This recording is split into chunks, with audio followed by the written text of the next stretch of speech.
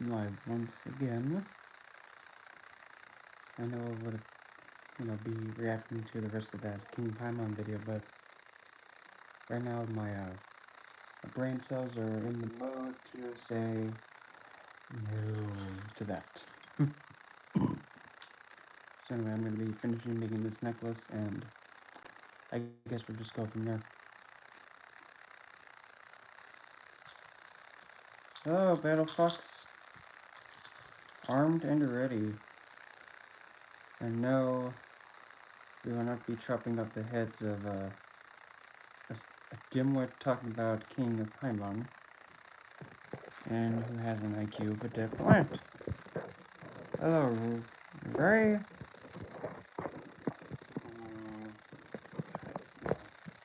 That one.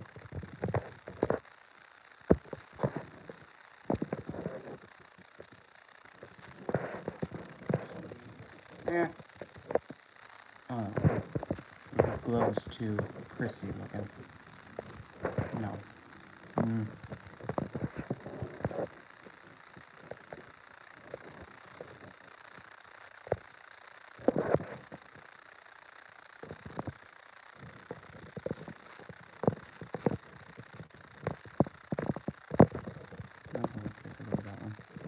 Apparently, like, opt in for the chance to get, how's your one? Okay, yeah. Oh, everybody's down here at once. Okay, well, goody goody. So, while I'm making my necklace piece, because it kind of came to the point where I need to change it up.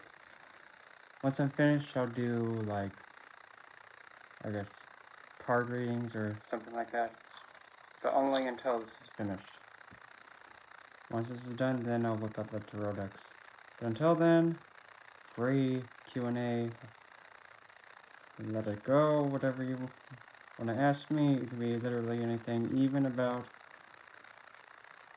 like, my practice or anything of the sorts. Why the bloody hell?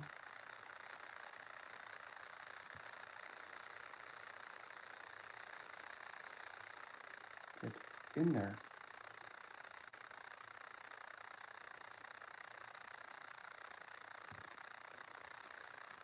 Okay, so what? Oh, oh. Eee.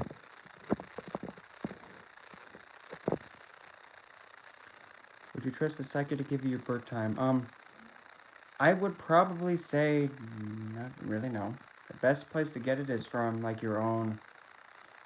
It would be your own birth certificate. However, if you're not able to get to your birth certificate, instead, what you could use instead, as an alternative, you can either use, like, put in your birth information and see where your moon is placed in your chart. Make that your ascendant instead, because the moon's your mind and your thoughts and your emotional response.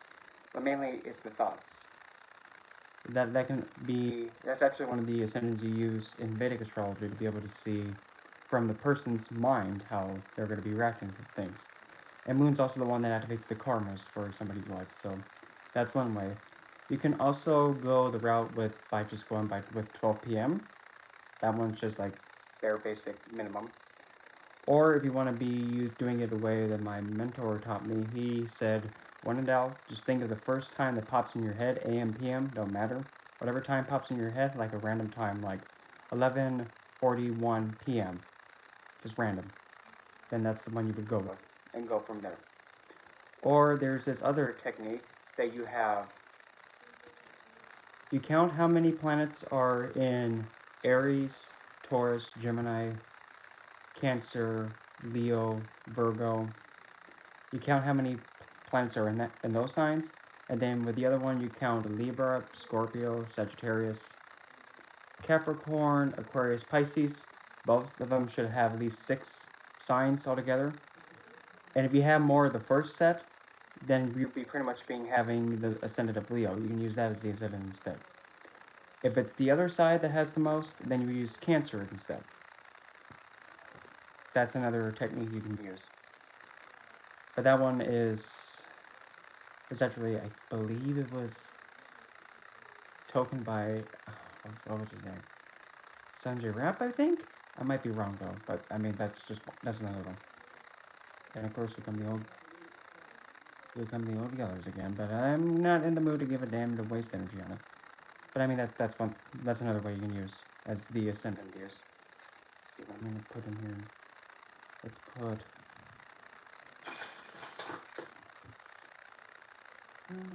Blue venturing. Do I want to use blue venturing? Eeny, mine squid. I use blue venturing, I'm gonna use it. Or all the other ones, and I don't want to play big deck. Yeah. Yeah. Yeah, give me this blue dragon. I just can't get it confused with a.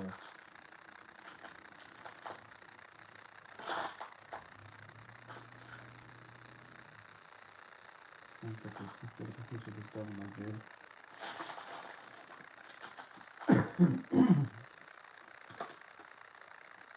Oh, and in other news, in case you didn't know, I'm also in the process of. Okay, there you go. I'm in the process of actually making my first Oracle deck ever. In case you haven't seen it on my Instagram, or you've been just living under a rock and didn't hear about it. But yes, my first Oracle deck, the Seduction of Shadows Oracle, and yes, it's a Lilith-themed Oracle. That'll be coming out when I'm finished with it. So yeah, that's in the works too. Good bloody hell. They're right in front of each other. You don't have to be yelling at each other. Come on now. For how old now? Thank you.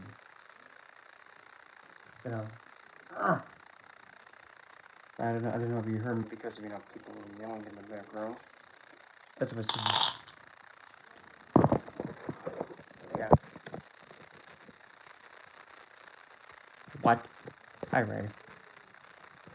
A psychic informed me my birth certificate was incorrect and told me I was born 19 minutes prior. Well, the only issue I have with psychics, though, is just that well, Alpha, do you have to get closer to me and make me talk now? But anyway, the only issue I have is like how the certain individual that we were listening to that one day about King Paimon and the Ouija board and all that. She claims to be one. That's a psychic. Well, she's claiming to be a psychic, and if that's the case.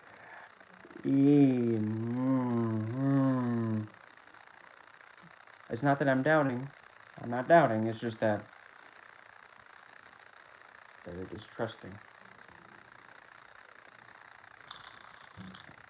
Okay.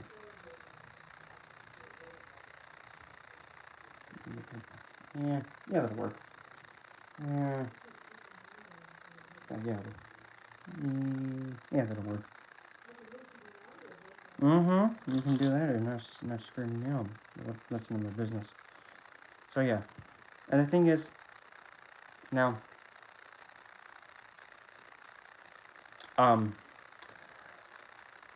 it's the lying part, because here's the thing: how can you suffer 1,800 years in hell? How can you suffer and be aware of that long?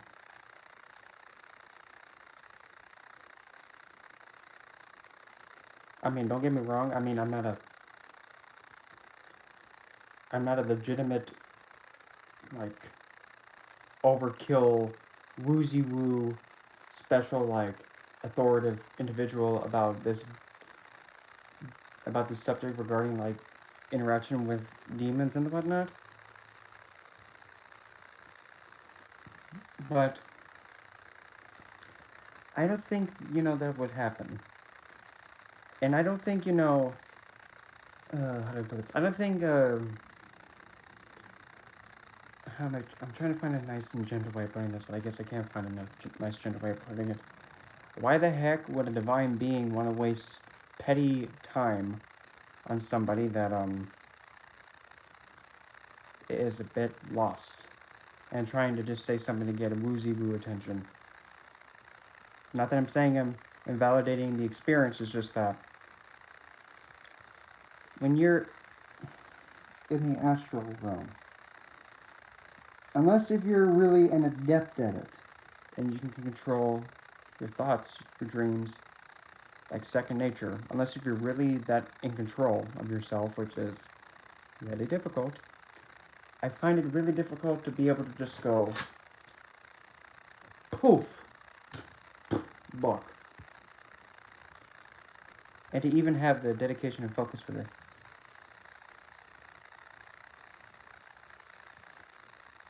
I mean, you could astral project, but the thing is, when you astral project, you have to be really set on where you're landing, because if you're not set on where you're landing, and I can't say that, I've been successful at it, because the way that the mind works, when you're in that state, you really, really, when you're projecting, or when you're envisioning where you're wanting to land, sometimes it just takes one little second, then you get taken off to a different direction. That's how really overly sensitive the mind is. You can be simply going, okay, I know exactly where I'm going and what I want to interact with. Well, definitely not me, but then again, that hell is actually a man-made construct. Oh, crap, I forgot. I forgot that's a secret. I'm not supposed to say that. I'm sorry, I forgot. Oh, smite me then. Smite me that I'm not allowed to, say how it is. And oh, good Lord Lanta, God forbid. Fine, hit me with a blunt object then. Oh wait, you can't, because you don't exist. Whoops. Oh boy, looks like the FBI's gonna come after me now because I just exposed it. Oh, oopsie daisy. Yeah, yes it is. Let's go with. Let's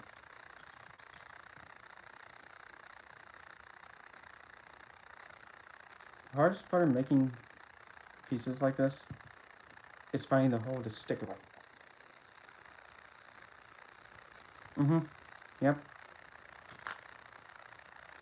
And there are some people,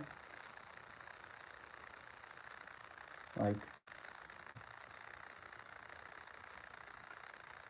like if I'm having the right mindset, if I'm in the right state, I'm able to, but usually I'm not able to, is to be able to just like project to where you want to be projecting to on the moment's fly. But then again, when you do it just like that, you don't last there that long.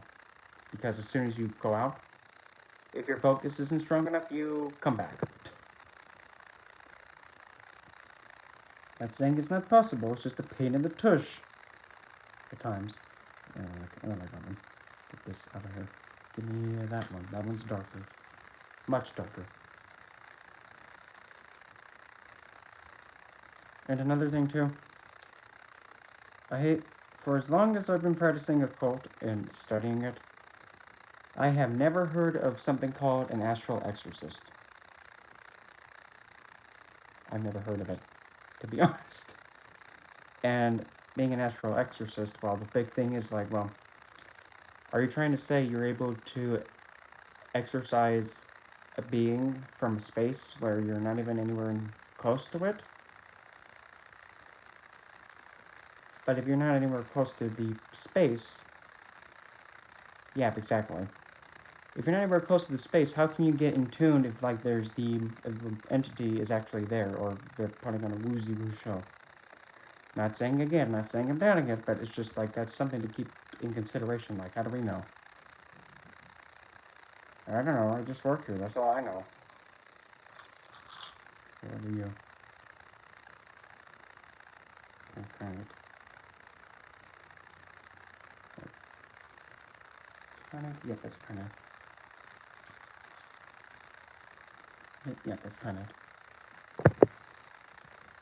Yep, it's not.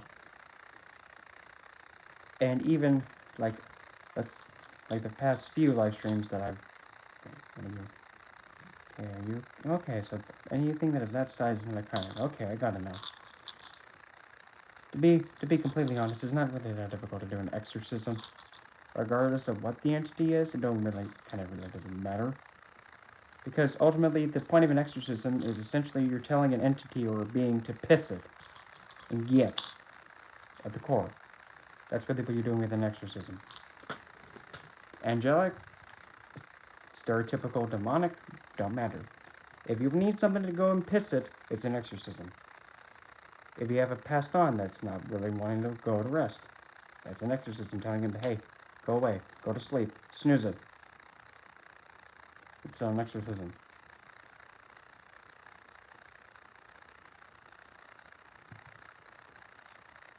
It's just that exorcism and banish tend to get mixed up because banish is like when you're banishing something, you're just like sweeping it out. When you're exercising something, you're literally pointing a gun at it saying, get, or you're getting shot. That kind of best explain it. And you're casting it out. But the thing is with, if you're banishing something,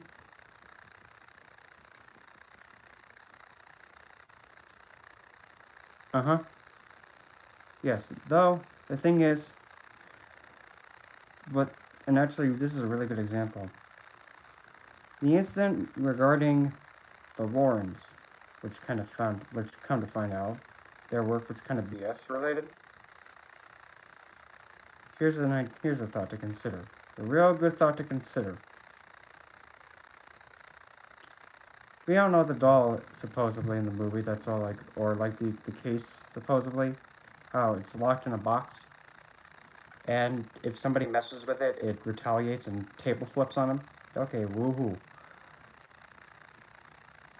How do we know that maybe he was only acting out and doing what it was doing because it was trying to get somebody to listen to it and hear what it had to say, and by hear actually sit down and actually really connect with it to try and help it.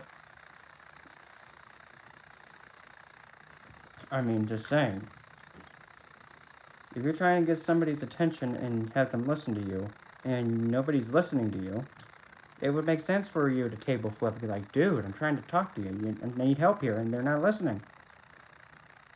So, the doll, or being table flipping, kind of makes sense.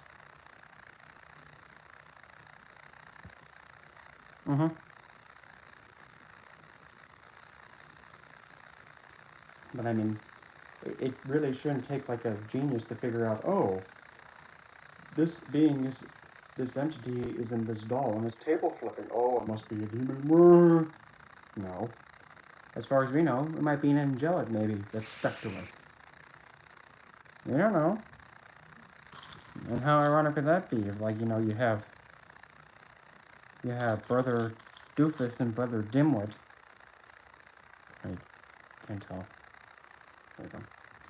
We have Brother Doofus and Brother Dimwit, trying to cast out one of the angelics, which they're supposed to be aligned with, supposedly. Now, isn't that awkward? I banish you, vile thing. And he turns to find out, oh, you're an angelic. I'm so sorry. Well, now you feel dim-witted, huh? That's the thing. Oh, Kayla.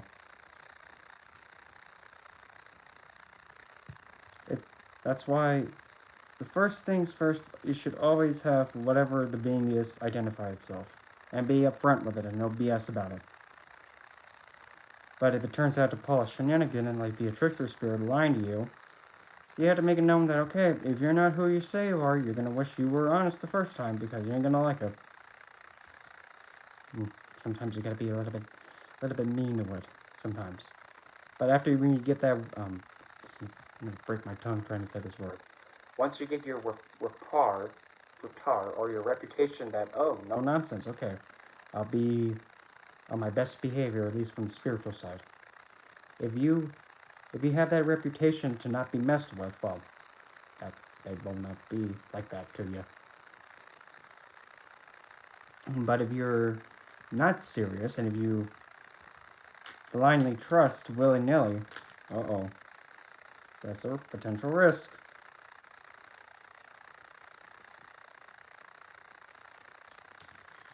We don't want anything to happen to you.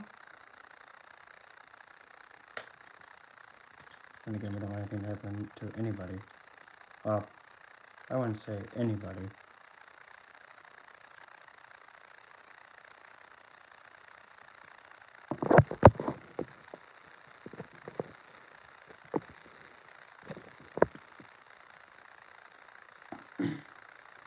And speaking of that too, another thing that you also should keep aware of is that if any being, I don't care who it is, it could be the most angelic thing in existence, or it could be the most, darkest of them all. I could care less. If something's hissy fitting at you and throwing a big temper tantrum, I kind of don't care why it's doing it or what's the big deal with it. If it does that, that's precisely when you just nicely, well, I wouldn't say nicely ask it, just say, Cupcake, why are you doing that? Why are you throwing a big table hissy fit? And I'm trying to, understand what's the problem and I can try and help you with it. If you're going to be table flipping and hissy fitting, well, Cupcake, get out of the room. Get out of my space. Come back when you, finish, changing out the thing below your waist and, out of that, that spot where it bleeds. Once you finish taking care of that, then come back and we'll see what we can do. But right now, off, out, skedaddle. I know that was a little bit vulgar, but same thing. Because if a being is coming into your space, and if it's not being hospitable or, considerate, nope, nope, nope.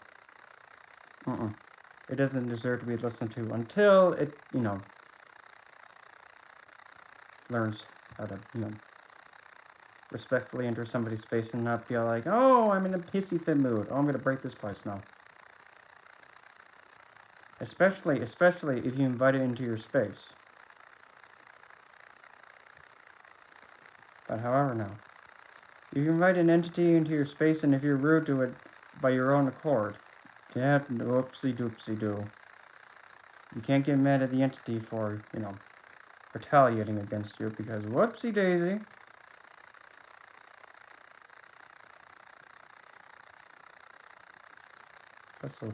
Because I'm not sure if everybody knows this, but I think I've said it before, but it's a good thing to reiterate. However you... Wait. What is that even? Yes, it is. However you carry yourself and how you treat other spirits or entities or what have you, how you carry yourself, the whole spirit world and the spiritual side sees every little thing you do, and they take note of it. For an example, if you work with the goetic divine spirits, if you work with them, then you invite them into your space and then you pick up a hazel stick and then you start brandishing it in front of them and demanding them to go somewhere, into a square, into a shape, and you're demanding them, or worse, you actually have an angelic accompany you, and then you have the angelic then, like, completely disarm and force the poetic divine to actually do what you want. The whole spirit world sees that. And when you do that, good. And when you do that, it doesn't sit well, because as soon as that interaction is done, and the angelic releases that goetic divine, all of Satanuses and all the Lucifers see that, they note that, and they'll just wait. Not kidding. They watch and wait until the time's right to give you a big whoopsie-daisy face plant.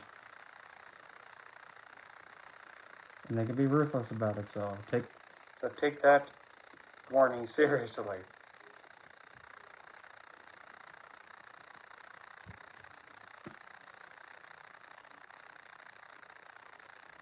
And there are some people that believe, like, oh, they're evil. No, they're not. They're not evil. It's just that you're an inconsiderate prick. Ever thought about that one? That might be why. I mean, just saying.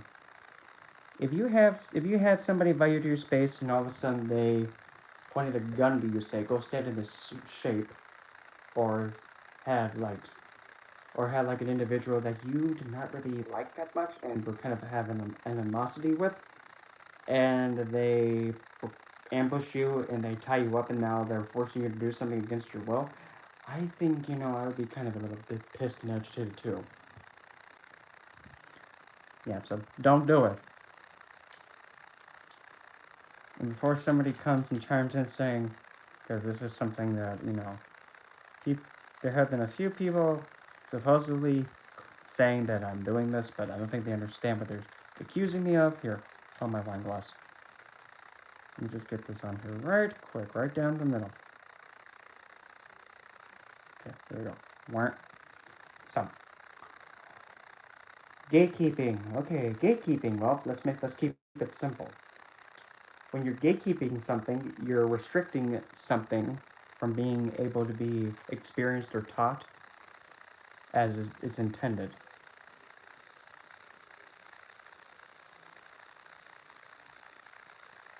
Yep, I mean, all in due time, Caleb.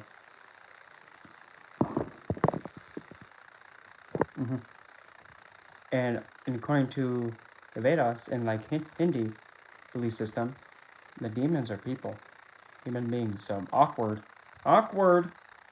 Wah, wah, wah, wah, wah. Yep, that came out of left field, I know, but still.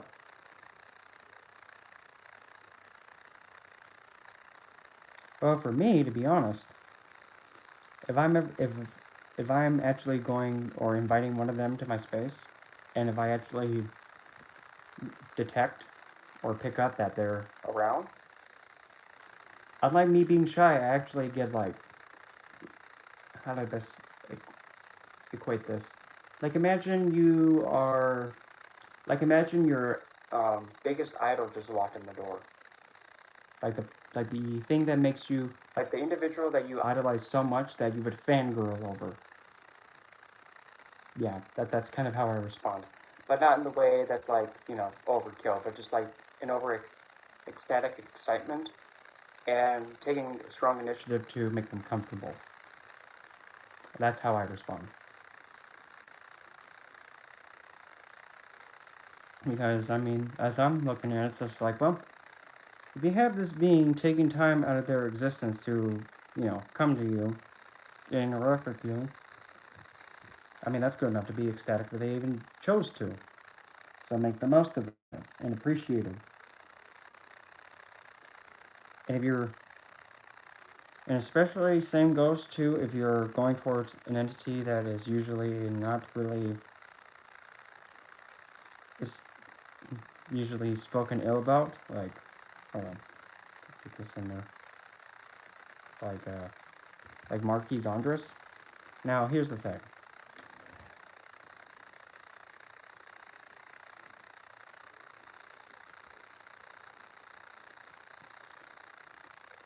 Marquis Andres, if at first, people do think like, oh my gosh, he's intense. No, he's not intense. It's just that you're not used to him and his presence. Because like what I've said before, when Marquis Andres makes himself known to you and he appears and you detect him, when you're able to see where he's at and his energy is just like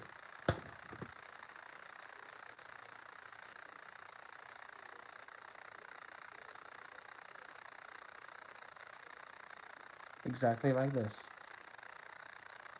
He doesn't break his focus on you. He gives you your full undivided attention and he listens. He's not going to get to make you feel uneasy and uncomfortable, but he's giving you his full undivided attention. And that's, him. That's actually a really admirable trait to do.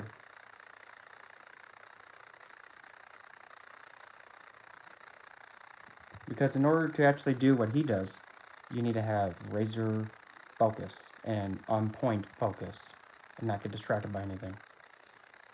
Because in order for him to, you know, sow the seeds of discord or actually carry out the, the means to have somebody, you know, kick the bucket in a mortifying way, you have to watch every little thing, keep note of every little move, and document, wait, and then when the time comes, let them have it. And at least for me, that's how Marquis Andres is towards me. Does he come in when he wants to and is on his own? On his own accord? Yeah, there's nothing wrong with that. In fact, that's really, at least to me, that's a real nice, comforting thing to know that he'll do on his own. But why? He's just coming in when he pleases, and I don't want him to come in whenever, I don't want him to be around. Well, that's rude. Because the thing with Andres, if he trusts you, and if you actually make him feel like he actually means something and matters, because you got to keep in mind, him as a whole, altogether, all because of a simple and dim-witted, inconsiderate Goetia entry, his reputation amongst everybody that studies the Goetia is tarnished because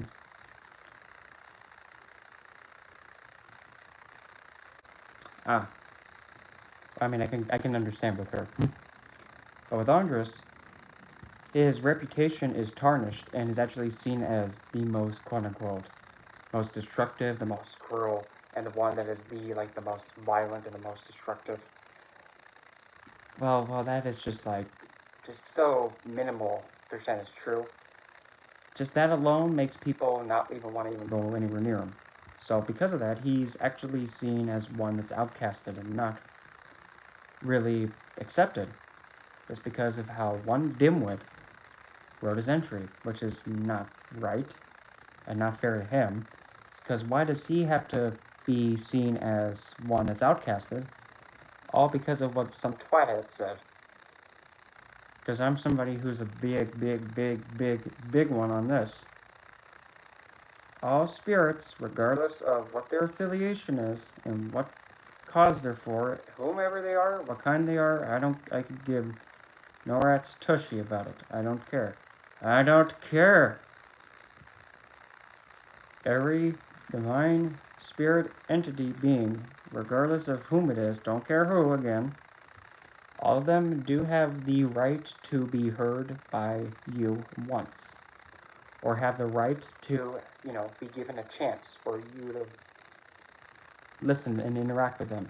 At least given a chance. Do you have to like them? No, you don't have to like them. Like, give them an opportunity to approach you and you interact with them and then you make your decision. All of them. Don't care what they're affiliated with. But what about you with the angelics and you don't like them? Well, the same thing I just said. I gave them a chance. I don't like them. I just don't like them. Don't. Because the thing is, to be really affiliated with them, truthfully, you have to be so obedient and pretty much carry out with whatever he wants. And whenever you want to do something what he wants, if you don't do it, then it can bite you on the back. Well, explain to me what fallen means. Well, what do you mean by fallen? Like, oh, if it's that thing, well, it's fallen off the cliff. What kind of fallen?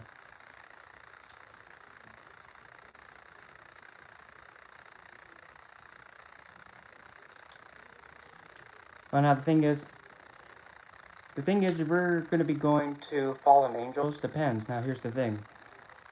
By fallen, are they fallen because they chose to leave on their own? Or were they actually casted out? Or did they misstep? Or did they misunderstand? Or did they choose to not be overly compliant and actually be able to fend for themselves and not have something bitter?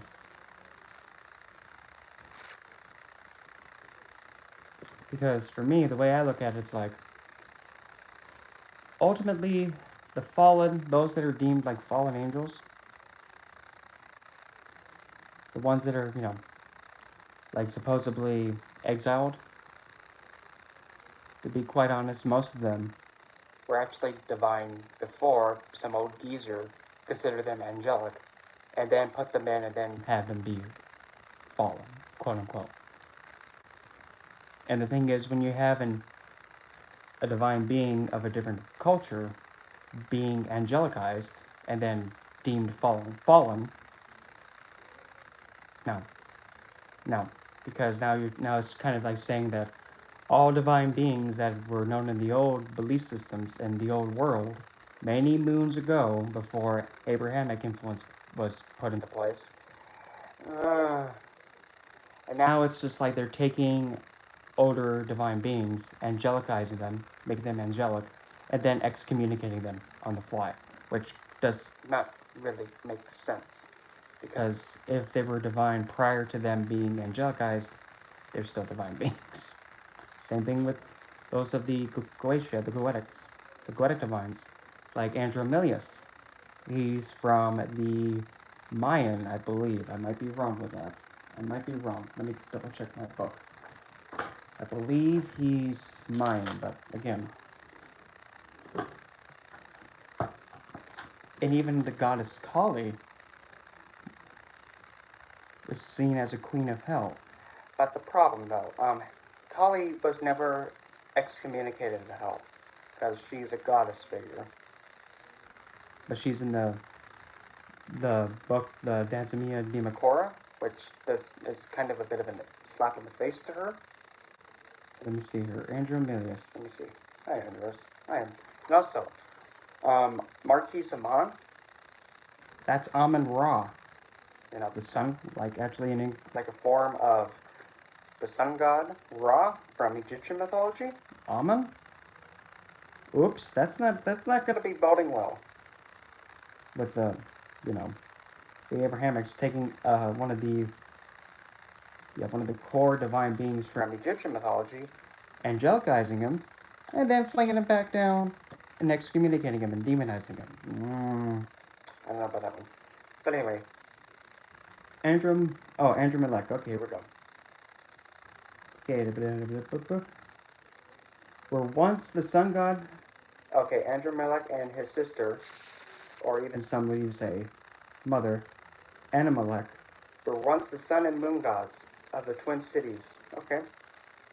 Of Sipar and Sipar Anamon. Fast forward 17th. Andromelech was summoned by John Milton in Paradise Lost, along with King Asmodeus, mentioned and vanquished, and he is mentioned as a vanquished and fallen angel. That is how Andromelech became a demon in the Christian tradition. Where did it go? Sometimes it's as simple.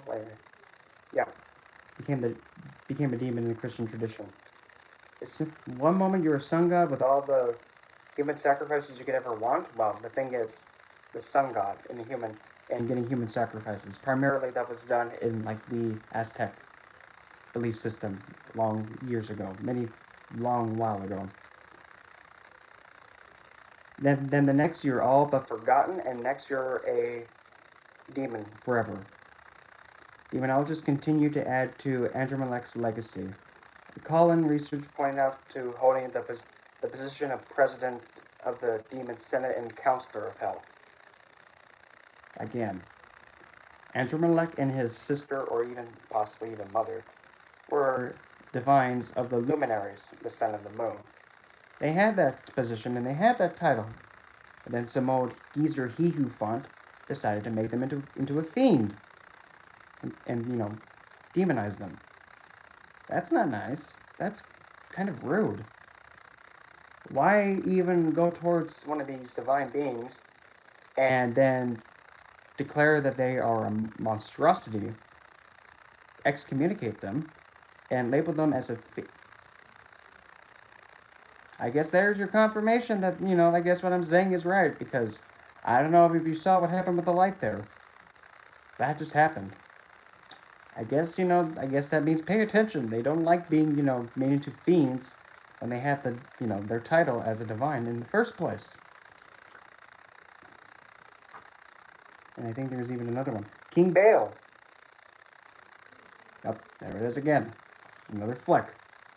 So, as we know, King Baal is actually in the Bible, but the thing is, King Baal, supposedly, in the Old Testament, Baal was actually was a term to describe several old divine beings. So, King Baal actually may not have been just one. It could have been a representation of many of the old divine beings.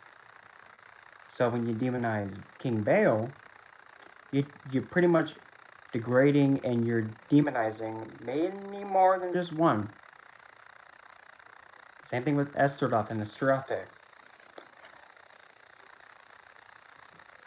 Yeah, I don't really like how they did to Astaroth and Astrate, because it says Astrate or was like, oh, poor Astaroth, no one has ever been wronged more than he. Just asked him. He remembers all the duties of the fall. And the thing is, Astarte was actually seen as a goddess figure of fertilization. And then to actually go around and say that Astarte was demonized and made into like being like a disgusting, vile-looking angelic. A goddess figure you're now calling and making her ugly as an angelic. Why? That's rude. That's disgusting. Why would you do that? That's not very considerate. Or even heck, here's another one. Marquis Cerberus. You know, Hades' dog. Demonize him because he's a dog with 3 heads. That's not nice. And I mean, even though you would not really be, by technicality, be considered a divine being, it's still a divine figure. You still have to, address them as they are originally, before some old geezer twathead was like, oh, this is not with the side that I believe. Oh, it must be a feed. It must be damned. No. Because if that's the case, it just shows that the person who demonized all these divine beings clearly did not really understand how to approach them and actually be neutral. Yep. But nonetheless. Oh, actually, here's another one. King Paimon. How can you demonize like an entity like that?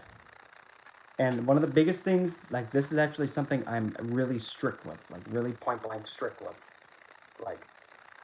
Like there's one thing I'll put my foot down on. Oh look, this figure. Supposedly, but the thing is, I kind of don't agree with like how she described King Paimon because I kind of feel like really, I'm lost. But there's Lucifer Guru, Venus.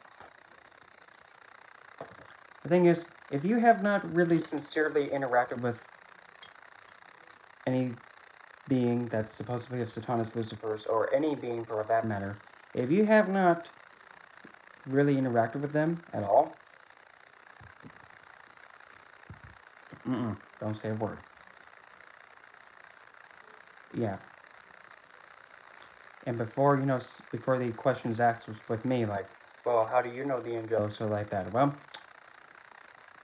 for one, using some deductive reasoning. Let's use some deductive reasoning. The point of the angelics is to be a messenger for God. Okay, whoop-de-whoop.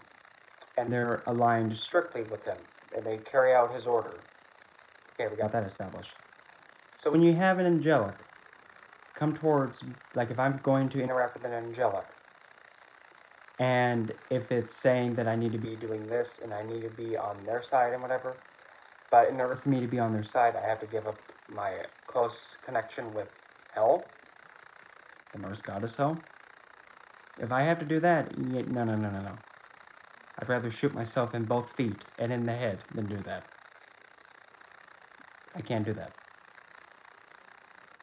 And that's just how it is. In order to be on that alignment, you have to be completely committed and fixated towards Yahweh. And I have to give up Hell in order for that to work, and that's not going to happen. That's not going to happen.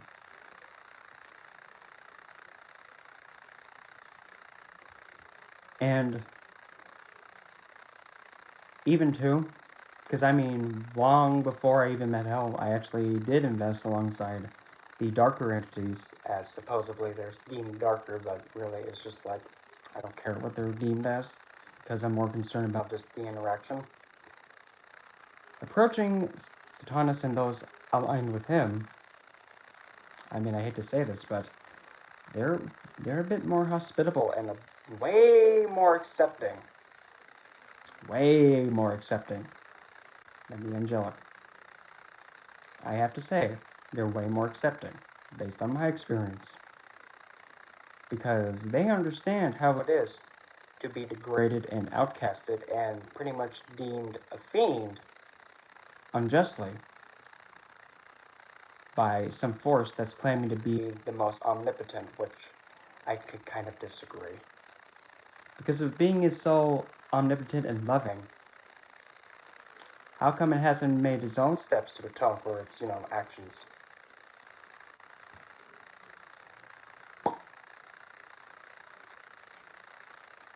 That's all I gotta say. Murder's murder. Caused the Great Flood. Okay, well, looks like he killed his own creation and people. Don't commit murder. Not be one against it. I'm not being all pick and choosy. I'm just saying that's just what happened. Everybody makes whoopsies, but mm-hmm, whoopsies happen. And if he actually was to atone for it, and by real atone, I mean legitimately put forth an effort to show how sorry he was when making that choice. I know making a rainbow go across the sky is not good enough. Doing a scientific effect with water hitting light in a certain way to make the rainbow? Come on now. That, no.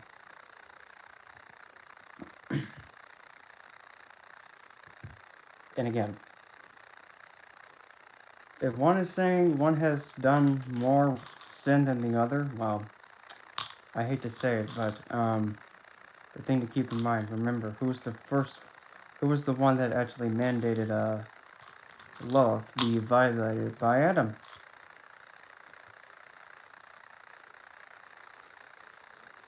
Oh no, yeah, which is another thing which is just stupid. Like, now again, if somebody is justifying and saying that, oh well, their sufferings deserved, cupcake, milkshake, really,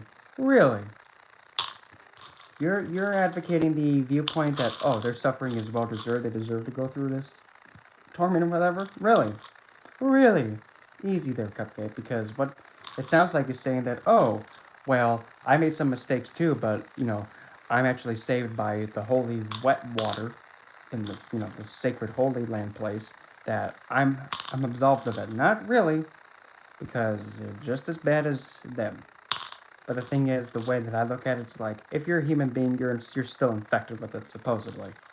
Even Yeshua himself's infected with it. You even said that. Yep. Mm-hmm. And I won't take that one back.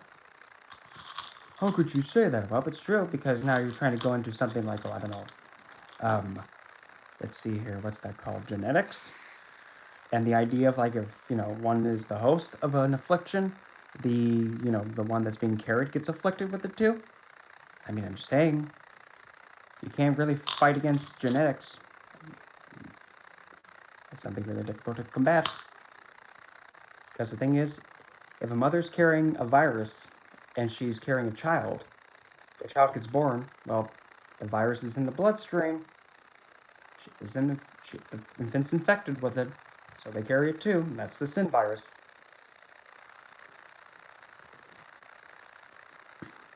Well, the thing is because Jehovah, Yeshua, or actually, no, not Jehovah, Yahweh, is not actually the real source. He's actually a fragment of it. A fragment. Mm-hmm. And I mean, the thing is with Jehovah too, I mean, it's just another fancy way of having, Yahweh have another name. But now here's the thing though. This is where things had to be taken and looked at. This is the big little part.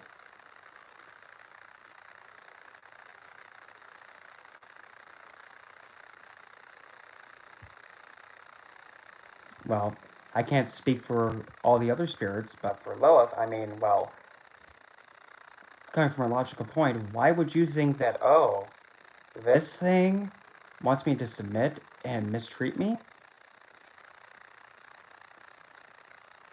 Why do you think any being would respect another being that's demanding them be violated? That's not respectful. That's kind of disgusting. And besides, Yahweh did not make her. She came from the void, just like him.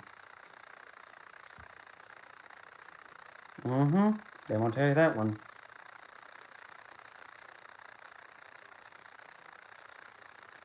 think they probably made it a little bit too long. Nope, I think, yeah, never mind, that's just right. She came from the void. Where'd I get all this info from? Using just a lot of deductive reasoning. Because, here's another one. I mean, if you want to say experiencing too, but the thing is, you have to connect the dots based on all the beliefs and the places where you study from. Now, here's the thing to keep in mind, just to have a thought of. According to Greek mythology, and from sources, from chaos came Nyx, the primordial goddess of the night, the dark. Okay, keep that in mind.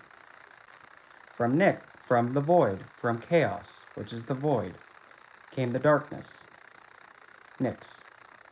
And chaos could even have also be potentially credited for having all the other divines to come into existence. And even Nyx too was mainly seen as the primordial goddess who actually gave birth to all the other ones that are primordial. That's why I even give her credit to being the oldest divine that's known to exist. The oldest one. And some people even argue with me saying, well, Gaia's the oldest. Well, here's the problem. Here's the thing. Keep this in mind. You have, okay, chaos, the void. You have now Gaia. Where's Gaia gonna sit? Where's she gonna land? She doesn't have anywhere to land on. Chaos. Comes Nyx, the dark. Gaia can rest in the dark. She can sit in the dark. The void, spewing out Gaia, well, where's Gaia gonna land? Gaia can't land anywhere.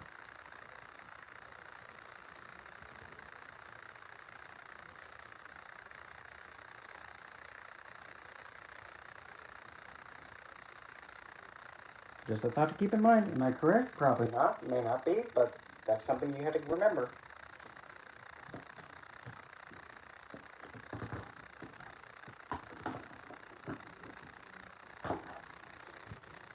Yeah. And even if you want to be even more technical too, like if say you were going to be bringing in like creation was being made in 7 days and whatnot. Okay. Well, one thing though. If it took 7 days for him to make it, well, what on earth inspired him to make it then? What gave him the motivating thing to actually make it in the first place? Did he want to make it because he didn't want to be alone? Did he want to play dolls? What was the reason? And based on my findings and my own reasoning, he only made the world and the whatnot because he was told by Lilith, well, let me see here. This place is too bland. It's too boring. There's nothing here. Why don't you tell you what? If you make a beautiful place, a place where there's so much beauty, there's life everywhere, and just sights to see that are just majestic, and not like this black void place here, maybe then I'll be your queen. So then he up and does it. Because if he doesn't have a motive to do it, why is he going to do it?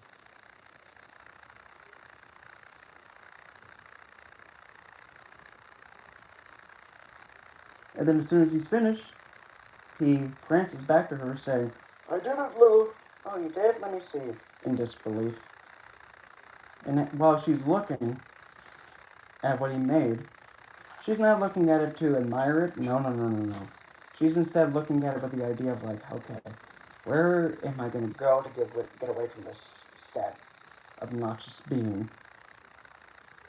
Kind of find out, she realizes that, oh, he's making, it seems like looks like a creation that looks like a figure that I could easily mimic. So, while Adam was about to manifest in human form and be completed, that's when she told Yahweh, toodaloo, jackass, and pretty much manifested alongside Adam at the same time as a human onto the Earth of Eden.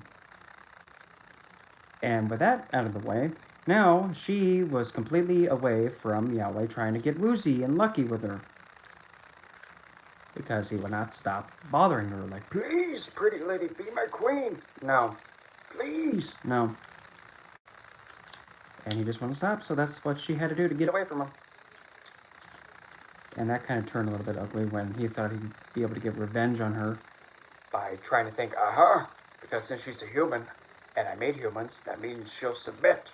You, woman, do what I say and do what I demand. You submit to him. Somebody play the world's smallest violin for that one. Nope. Nope. But wait a minute. She became a human, just like alongside Adam. So shouldn't she submit to Yahweh because she's human now? Nope. But how? Easy. Remember, she originally came from the void. So, since she came from the void, this is kind of the same level as Yahweh did, she doesn't have to abide by him at all. So him demanding her to submit failed. And he actually was made a fool in front of Adam to show how weak he is in having no power over her. So it literally just whiffed it. Whoops! And she took her leave and just toodalooed and mocked him on the way out. And even Adam was like, wow, thanks Yahweh, now I'm really alone. Thanks a lot, man.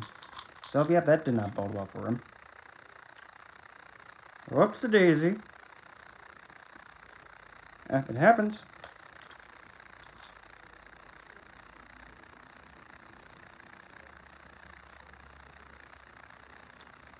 And even another thing too that, they won't admit. Nothing would, one of the things that they intentionally took out of the Bible is actually the part where, Lilith took out the first man, Adam. Yeah, she assassinated him. He didn't just wander off into the wilderness all by his lone, woozy, sad self. And woe is him. No. She actually stalked him when they got exiled out of Eden and just followed along. And when the time was right, pounced on him. And yeah, guess what? She was on top of him. Just like how she said she'd be. And that was the last moment he had. And the last sight he saw. Rip. Woe was Adam. That Adam. Woe was him. Well, all I gotta say is, that's what happens when, you hissy fit and can't take no for an answer. And if you don't, deal with it and be considerate, whoops-a-daisy, you have the bucket be kicked on your behalf. And nothing would actually make them more mortified to know that, oh, the First Lady took out the first guy. Oh, we can't have that. We're going to lose our power if that happens. Oh, that sucks. Deal with it. Oh, well. Which, by the way, hate to break it to you, that, woman actually is a lot more, gifted than man is. Yep, much more gifted than man. But how? Are you being sexist? No, I'm not. I'm just saying for how it is. Put it this way. Which gender is able to bring a life into this world? Which one can bring a soul into this world? Who's the one that carries the child for 9 months to make this, make the life be carried and prepared for this world? A woman does. Who goes through the most pain trying to bring that, that life into this world? A woman does. Who's able to withstand more pain? A woman does.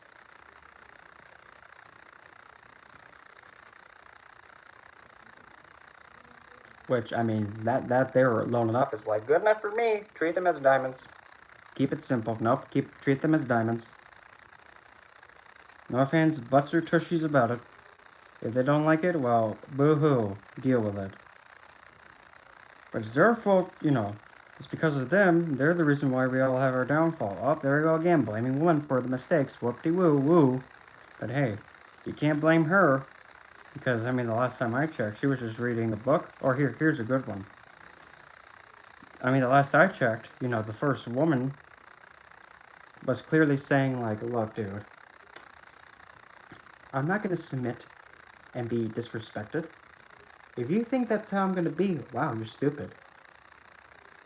Because the first sinner, I hate to break it to you, was actually Yahweh. When you advocate a woman to be violated and mistreated and pretty much raped, when you advocate for that, that's a sin. When you demand a woman be violated and mistreated and disrespected and her boundaries just be completely overstepped, and telling her to be submissive and allow her to be violated and traumatized for the rest of her life, that's a sin. That's a sin. Because you're advocating one to suffer. When you advocate one to suffer, you're just as much as picking up the blade or the weapon and you're whacking them with it. That's a sin. There is no ifs, ands, buts, or tushies. It's either it is or it's not. There is no like, well, sometimes exceptions have to be made. If that's the case, nope. If the humankind can't be exempt from it, then neither can he.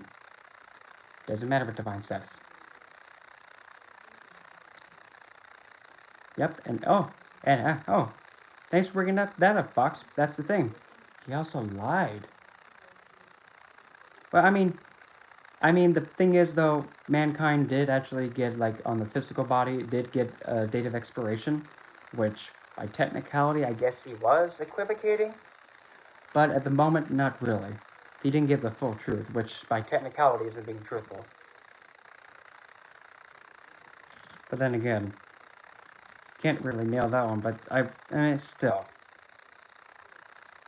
But even then, too, here's another thought. In my loving opinion, why would you risk making something that would kill a creation that you have, that you are supposed to be loving with all your being? Why would you risk any harm coming to it? Oopsie daisy. Because if it was up to me, I would not do that. But that's just me, though.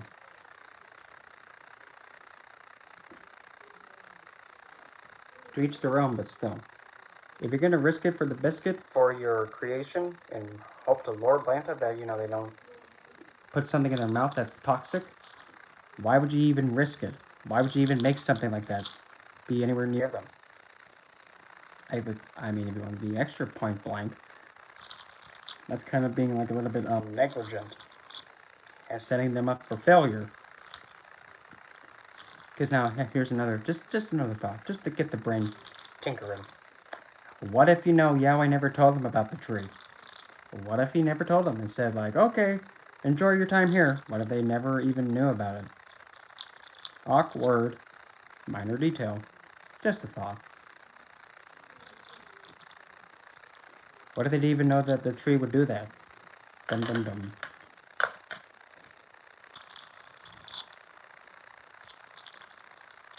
Because you gotta keep in mind, if supposedly Eden had all these trees and foliage and plant life, what if they never came across to it?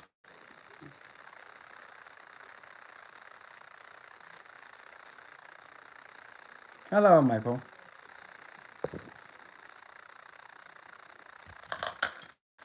Oh yeah, I believe that was Sarah, wasn't it, Caleb? Yeah, it was Sarah. Now here's the thing. If a city is being destroyed by your own hand, and if you're telling people to not turn around and look back, but now here's the thing. If you have one turn back because, wait a minute, maybe wants to see her home. Yes. Turn back and want to see their home one last time before it's gone. Why are you then gonna, pull a salty Medusa on them? When all they want to do is turn and see their home one last time. Don't pull a salty Medusa. Come on, let's be real here. Why are you gonna make someone get petrified like if they just got saltified? Come on now. Because don't get me wrong. I'm not new here in hell, but I don't think that's deserving to have somebody be saltified. No, that's not right.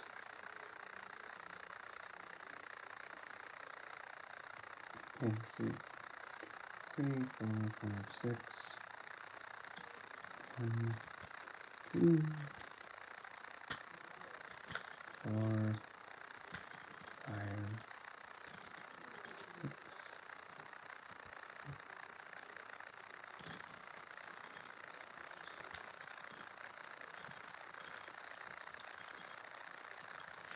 Oh, okay. That should be the code. 2, 4.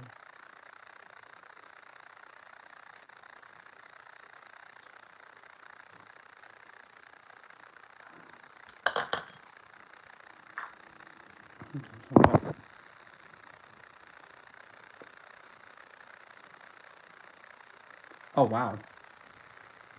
Oops. But I mean, heck, right there. I mean, That's awkward.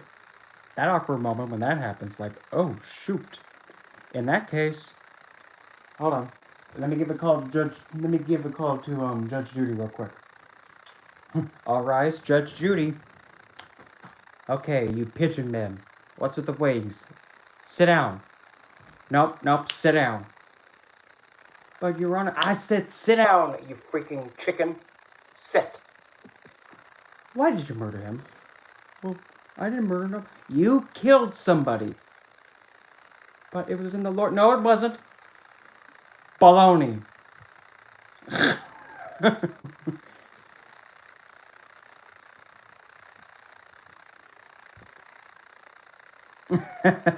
That's funny. Oh man, that would have been just the perfect thing to just adjudicate over. They were mean to me. So what? You think it's okay to kill somebody because they're, being mean to you? So what? Judgment in the count of, angelic versus, humanity. Angelic guilty, and we now, sentence him to getting, the lashes for eternity. Case dismissed. No. But in all seriousness, though. Like, come on now.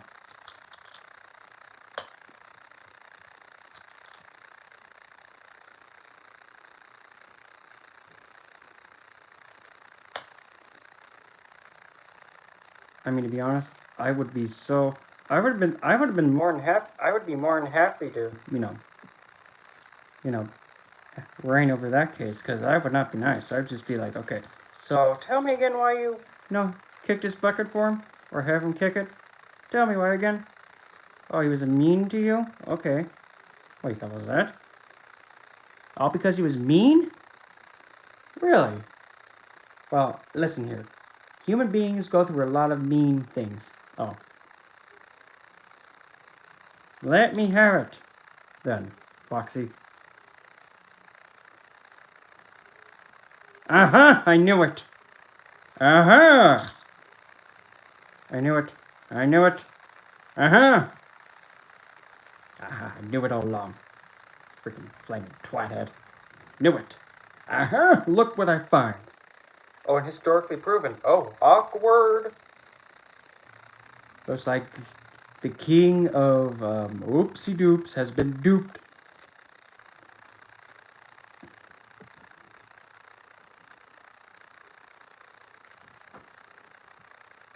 Wow. Well, that happened.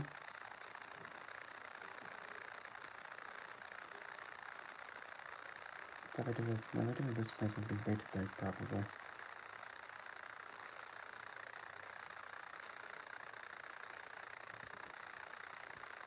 Oh, God.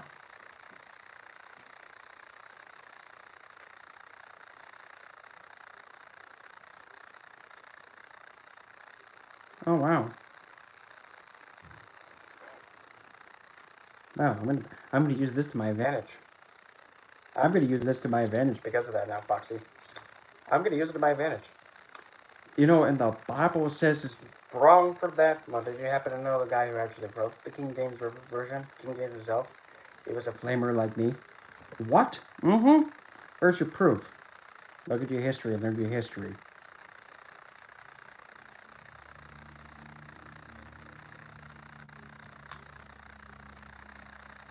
Now, how funny would this be? How funny would this be? How funny would this be?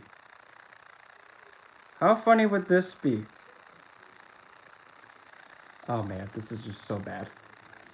Like if you have like some of those pastors like that stupid he who font that's like, gays should be lined up against the wall and shot in the back of the head. Yep. Mm-hmm. It even mistaught too because you have he who font spewing it too.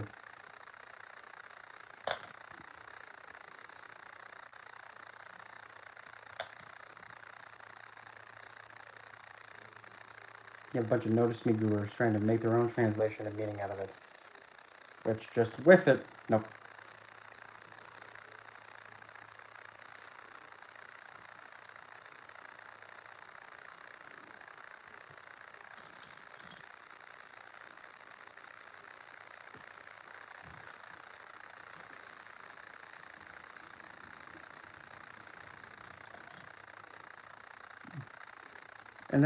And speaking of that, the way that it's said like that, here comes another thought provoker.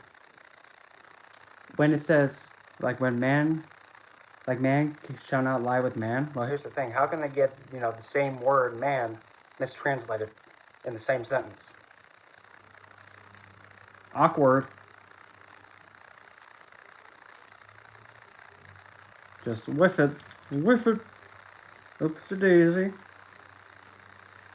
Minor detail.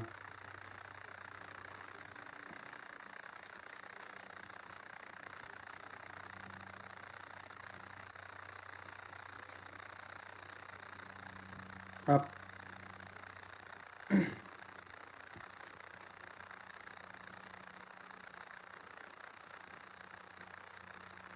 And you know what's actually really ironic? Here's the really ironic part. I actually went to a Christian heavy middle school and the beginning of high school for my freshman year. The middle school I went to was a Christian school, along with the first bit of my senior year. My first year of high school.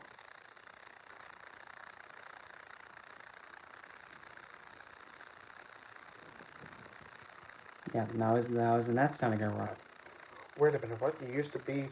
Yep, I went to a school like that, but, that didn't work as planned. With it. All jokes aside.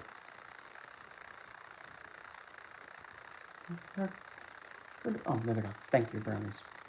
Gotta say, where did my snips go?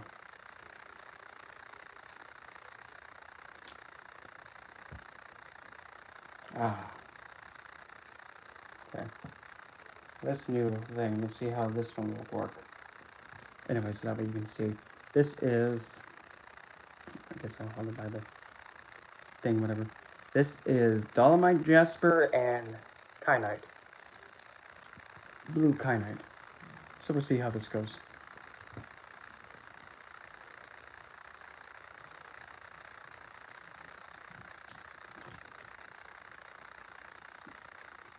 I'm going to make one more.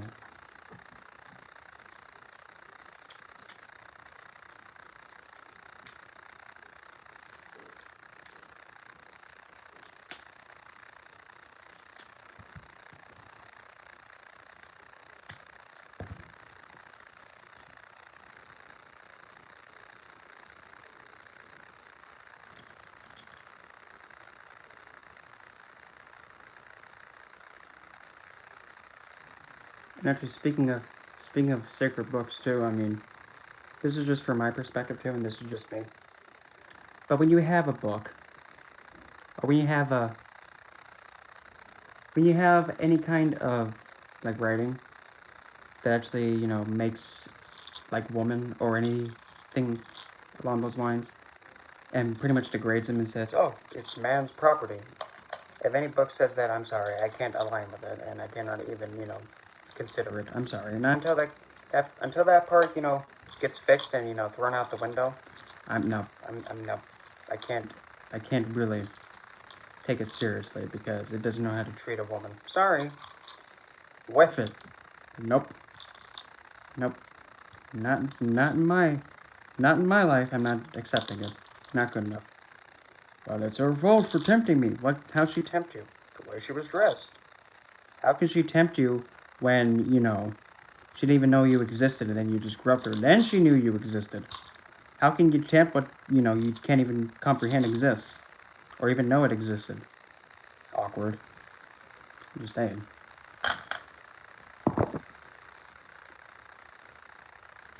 Okay, goody. Ooh, but the thing is, Now here's the thing.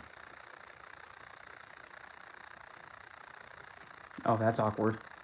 Now that's awkward. That awkward moment where you're like, oh, we're gonna condemn him. But why'd you seek counsel from him?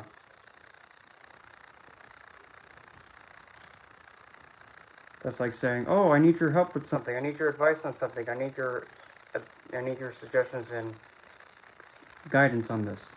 As soon as he gets it from her, kills her or something like that. Like, oh, great. What a good idea. You pretty much just get counsel from, somebody who is part of your community and then you execute them. Splendid. Flathead, get pushed off a cliff. And hopefully you land on your head.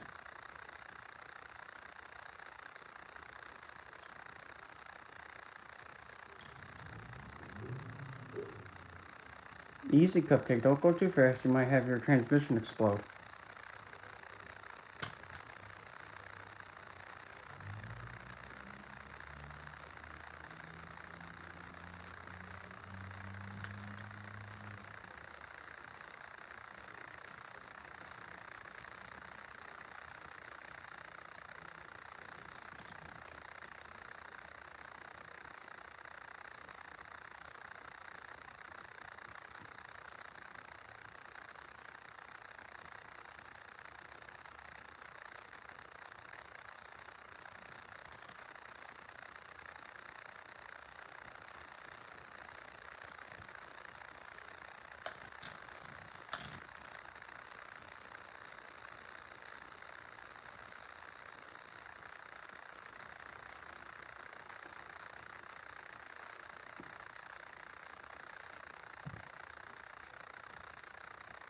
Yes, screwed. I don't know. You might hear like some fan blowing in the background. I'm sorry, but I figured might as well just finish the rest of this thing with King Paimon and just get it over and done with it out of my life. So I don't have to deal with it again. So don't you come undone. Honey bear, come on. One, three, five, six. 1, 2, 3, 5, 6. Dang it, that thing messed me up. Right. 1, 3, 5, 7. Okay. I hate popcorn too much. Okay, alley up again. Open sesame. Damn it.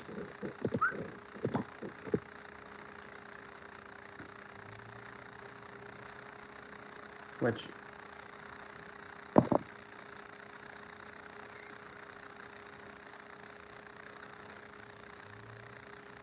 Whoops-a-daisy. That's a problem. Whoops-a-daisy. Minor detail. And don't you... And in order to have, like, I guess, what is it? A degree? Or a... What's it called? Like a doctrine or some kind of, degree certification or, what's that word? Yeah, whatever. It's just like, don't you need to have, some knowing and awareness and understanding about how all this works? In order from, like, your ins and outs before you can spew in it? At least I think, but I don't have a doctrine in anything, so, yeah. I can't really say much, but... And even some... Now here's the thing I don't understand. How come that is actually recognized as being able to have a doctorate in a college viewpoint? in the United States and the source. But having a doctrine or any kind of degree in Vedic astrology or astrology is seen as a pseudoscience and not a real, you know, degrees case of study in the States here. But biblical studies is. I don't get that. But okay, look, I'll just nod my head and go with them. Whatever.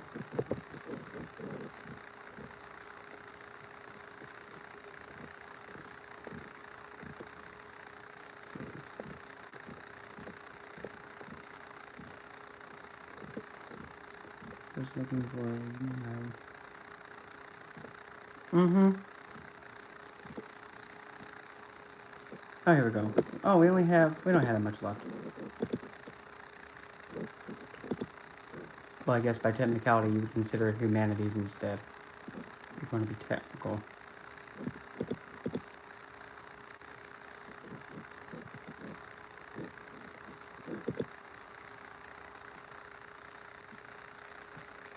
TikTok, hurry up. Okay, back here we go. Okay, how much is left of this? Okay, we only have about 9 minutes left. Might as well just get this over and done with and out of my life. So, resume this. Apologies, my king, but we have to. Here we go. 3, 2, 1. So he made me feel so beautiful. So like there was a moment where I looked into a mirror in his hellish palace. Stereotype. And when I was there, all of a sudden, he wasn't there at the time. I was waiting for him, and I looked around, and I was like, oh my God, everything's so real. And I remember looking at the objects and feeling the textures of the gold and the... One slight thing I do have to ask, and I do have to... Oh, yeah, that's not the same thing. Okay, give me those. One thing I do have to ask, though. What are you doing in his space, like his palace, without him present? If you're going to be astral traveling to his space, you have to understand that I kind of think he would be there.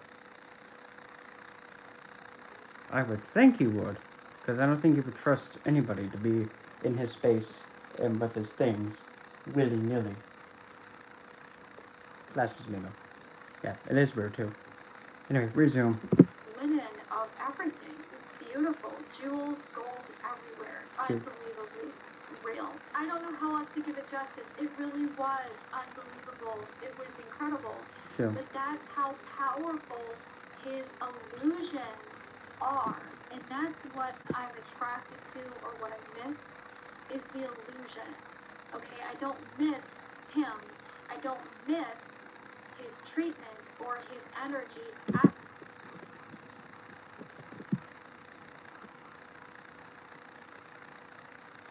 I don't get how you can treat somebody and make it an illusion. Because how you treat somebody is how you treat somebody. If you're putting on a deception, it wasn't real all along, it was a deception. At all. I miss the illusion. Because there were times when I was with him where I was dressed like an Arabian princess, almost Okay. like Jasmine from Aladdin, and that was one of my favorite movies as a kid. Has nothing to do with it, okay. Still is. I don't like the remake though, I'll be honest. But when it came to how I looked, it was just, he changed my appearance, like he amplified my beauty, and I'm self-conscious. Question. If you have a being, regardless of what affiliation it is, if you have a being amplifying, making you, yeah, and and having that amplified, having them amplify your traits, and they know that, hey, this is an area where you don't have a lot of strength in, and they make the choice to amplify that for you, isn't that a good thing?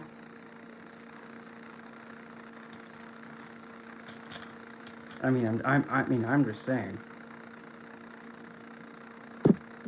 Of my scars, and that's one reason why I wear makeup. But I like makeup too. I like to play with makeup. So what? But you know, when he did this, I mean, there was a moment where I cried because I had never seen myself so beautiful before. Okay, well, let me help this with any woman that's listening.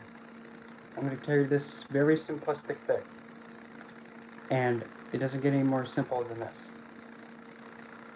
When it comes to beauty, which gender naturally, which gender naturally excels in beauty? Woman. The woman does.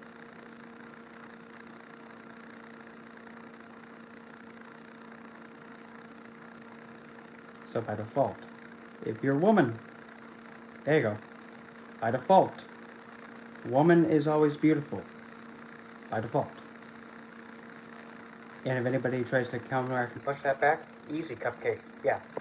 If anyone tries to disown that and say that, oh, woman can't be beautiful, well, good job. Now who has beauty? Because masculine does have the the handsomeness, but that's different from beauty. Beauty has elegance. Handsomeness has some oomph behind it. 1, 2, 3, 5, 6, 7.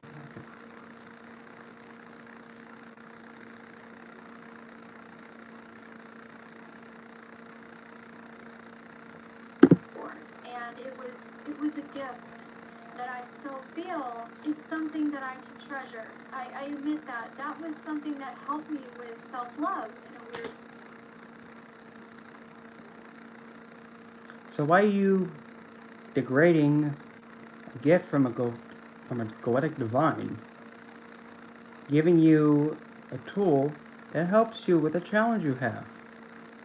Why would you be downplaying them and degrading them if they gave you a gift that helps you with the challenge you've had all your life? Why would you be just unappreciative of that? Exactly.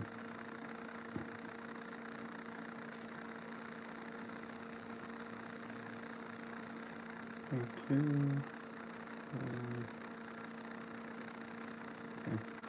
Because I don't get it. Because I mean, the thing is with me,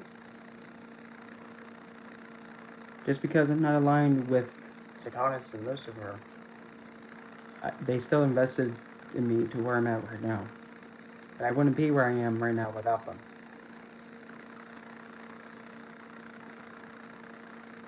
2, 4, 7, 2, 4, 6. Okay, maybe one more of that.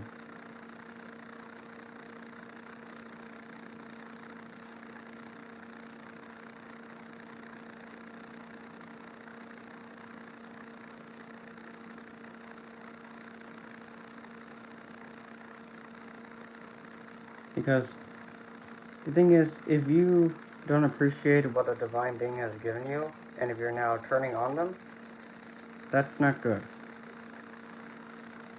That's not good.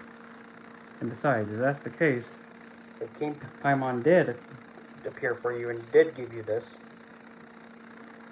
you're kind of indebted to him.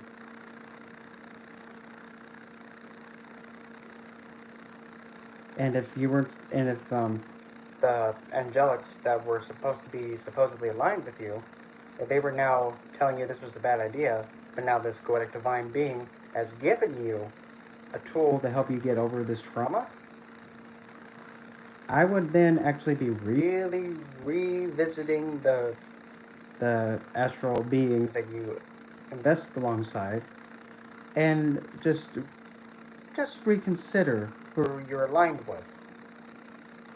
Because if you have those saying that going towards this being is a bad idea, like you do it anyway, but in return for you going towards this being, you get a tool to help you with a challenge you've had all your life. Who are they to say it's a bad idea?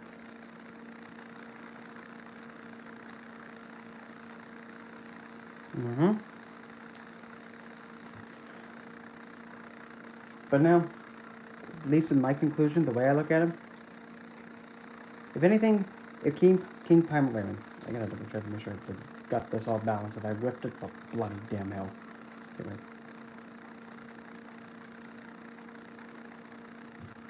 Okay, let's see. One, there's two there.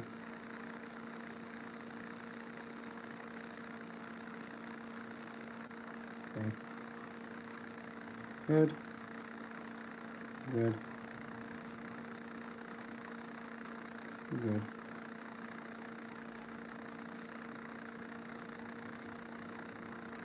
Okay, good. Just had to double check that because my, I would have gone just absolute bonkers if it was not as I wanted it to be. But anyway. But in seriousness, no. If you have a group of beings and spirits that you invest with, and they said going to said entity is a bad idea, but yet this being has given you the tools to help you get over something that's been a challenge and difficult, I would reconsider who you're investing with. Because I don't know about you, but it seems like those beings that are being invested with aren't really for the best interest. I have to say, because this one entity, this one being is being all here, love. Let me give you the tool or what you need in order to help you get through this challenge. Because it's something you've been struggling with.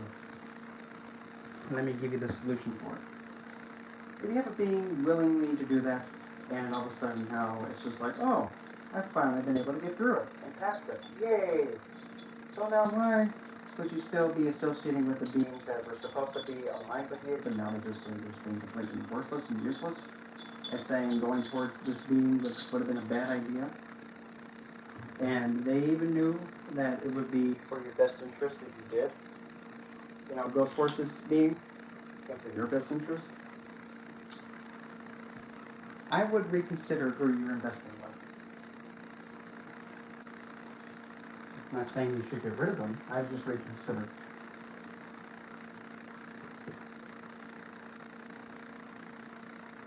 Because if a being is for your growth, they will be for anything and everything that, is for your growth.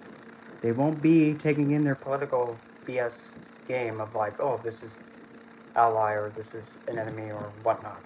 No, they don't have time for that shit. Screw you. They don't have time for that nonsense. They have much more better things to do. There we go. Sit still. Open sesame, damn it. There we go. Now that way you can actually kind of see me a bit better. Here. No, too big. No, you dimwit. There we go. Okay, now resume the next little bit. But this was the one thing that really highlighted for me my beauty or what my potential for beauty could be as far as internally, soulfully, or even physically. It just made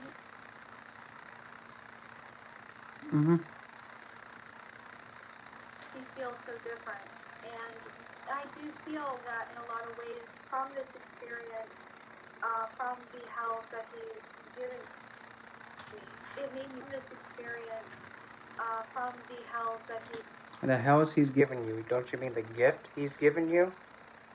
he's given me. It made me so much stronger. Good. Appreciate it. Because if you don't, you're gonna wish you did. There were times where I had to fight and You had to fight King Paimon, huh? Milkshake. Let me be completely transparent with you. If you were to get into a conflict and a combative against King Paimon, you would get ripped to shreds. I'm not saying that to be mean and inconsiderate, but you would. Keep in mind, how many legions? About 200? Oops-a-daisy. Best to not. Don't even pick a fight. Besides, why would you want to even pick a fight with them? Why would you want to even combat and fight a divine being, a goetic divine? Why would you want to fight one of them? Why are you going to act like that to them? There's no just reason to do that. You want me to exercise them? Don't be stupid. Because the thing is, if you try to exercise one of them, it's not going to work. You know why? Because they're not going to listen to you. And they don't listen to Yahweh. They don't. Because they made the choice and they pretty much push back and know that he can't do anything. He speaks loud but carries a teeny stick. Yeah, which makes me even more mad. It's just like, so you're downplaying and you're degrading and you're becoming unappreciative of the assistance given without even you asking him, mind you. Because it sounds like, based on how, the story's being recalled, if it happened, King Paimon willingly gave too. Now, I'm not that new here.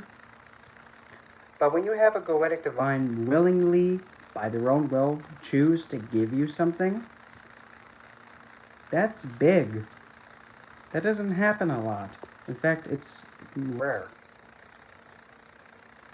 So when you have a divine being doing that, I would hope, any decent-minded human being would actually be overly appreciative and actually cherish it. At least, I don't know about you, but anything that I've gotten from any of them, I kind of have been all appreciative. Even if it's something if I asked for. Hey, I would be taking that and cherishing that and not let anything whatsoever make me become unappreciative of it. Because they made the choice to give me it on their own accord without asking. But even if I did ask, I'd still be grateful. They got better things to do and not deal with stupidity like... And myself, and how I got out of hell. How you got out of hell, huh? Okay. In that entrapment. Okay. Angels had to come and rescue me, but... Angels. Huh? Angels, huh? Well, I hate to break it to you, Tootsie Roll, but unless if you're like chaotically lawful, actually I want to say chaotically. Unless if you're over lawfully Abrahamic in your affiliation like that, angelics won't give a shit about you. You have to be all the way in or not all the way in at all. All the way in or not. If you're not all the way in, it could be like meh with you.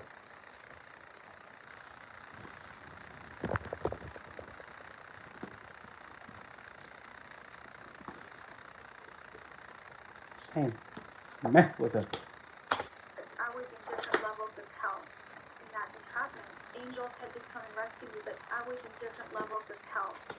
You're in different levels of hell. What is this now? The Divine Comedy or something? Which, by the way, the Divine Comedy actually took from Norse mythology. Believe it or not. The Divine Comedy by Dante. He got some inspiration from Norse mythology. Like what? I'm glad you asked. You know the last circle where supposedly Lucifer is? Stuck at the waist? Yep. Stuck in the frozen lake? Yep.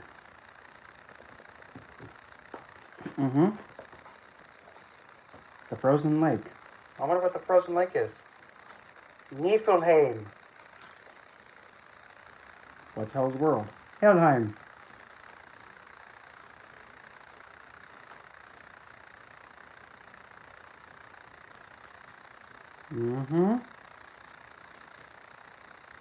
Our hell. Yep, our hell, because there's actually another hell too. There was the previous hell, who was the older one. Yeah. The original hell. But the original hell was nowhere as devoted and committed as the hell we know today. Nowhere as near committed and devoted. In fact, she was also married to Murmur. I believe that was his name, Murmur. Yeah. I believe he was depicted in God of War, like the new God of War in the one with the Norse pantheon, as the guy with the without the body. Yeah. But the thing that, speaking of hell, the thing that pisses hello Ray. The thing that pisses me off a lot about the God of War game, with the Norse mythology, the thing that pisses me off the most, oh, you're having Kratos go into Helheim, huh? Okay. Why the heck did you not have Hel be there? Why did you not have her be like, listen, kid, you think you're gonna leave my realm? Really? What are you, stupid? I have the final say here in my realm, and over all the dead. I say you're gonna stick here. You're not going anywhere, kid. Deal with it. Wasted potential. Just wasted potential. And thing is, fun fact, Hel did and actually does have full authority over the dead. How'd she get that? Simple, ask Odin. According to one of the myths. Because there's two myths of how Hel got Helheim. There's the first kind, which is the lazy, and the kind I refuse to acknowledge because it's just like, no. There's the first one, which actually has Odin just grab her by the throat and slam her down to Helheim, and then she naturally takes over it. Okay, whoop-de-whoop. Then there's the other version, where she was accepted into the place of residence with the other Norse divine beings. And they always pushed her away, outcasted, and ran away from her and looked at her funny, and refused to even acknowledge her or even speak to her. But Odin demanded that she be let in with them because she had divine blood, like Thor. And Thor also has, believe it or not, giant and Jotun blood. So Hel and her and him are actually equal in terms of that genetics, and like how the way of the blood mixing together. Except with Hel, the thing is, she's actually showing how giant blood, divine blood, doesn't mix in one regard. Because you have one side in the light, one side in the dark. Thor doesn't seem to have the complication. Hel shows the complication of it not mixing. But nonetheless, she goes to Odin, and she says, "All Father, I want out of this stupid place. Why would you want to leave such a glorious, beautiful place with us gods? It sucks. Nobody listens to me. Nobody talks to me. Nobody wants me around. They all look at me funny. They all run away from me when I try to go near them. I don't want to be in this place if I'm not going to be accepted. I want out of here now."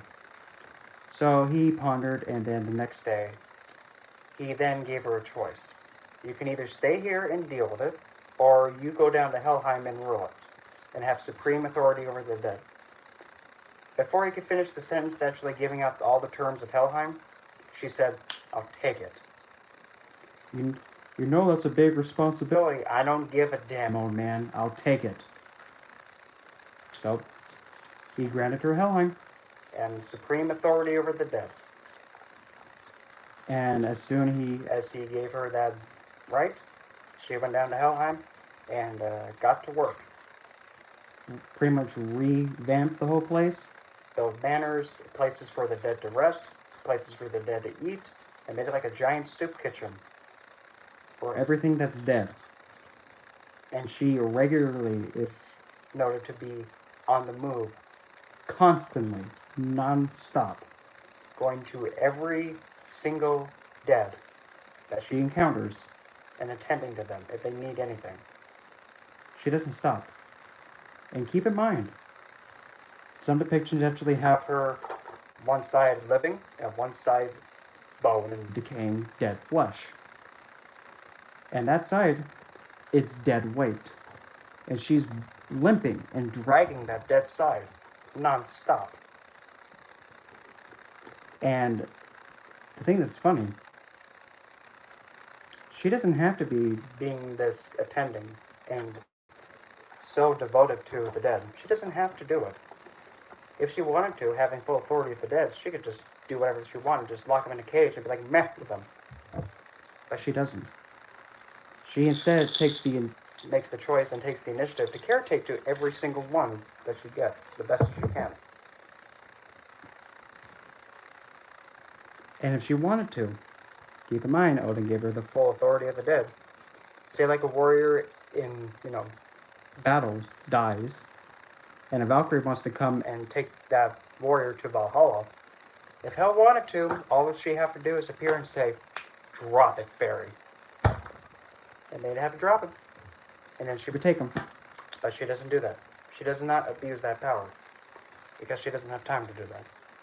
Instead, she has more concern about caretaking to her dead than, making Valkyries drop those that they take to Valhalla. But just knowing she has that ability to and not abuse it.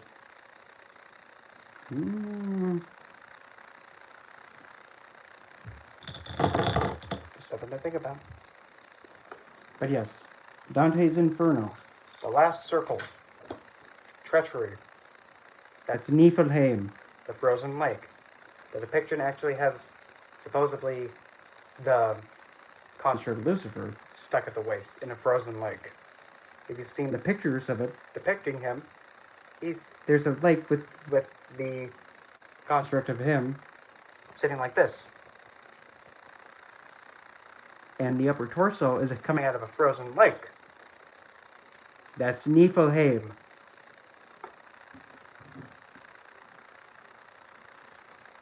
You didn't. I know a lot of people weren't expecting that to come out, but yep. Not so slick now, aren't you, Dante? Just to whiff it. Bamboozled and caught it blue-handed. And even here's another thing too.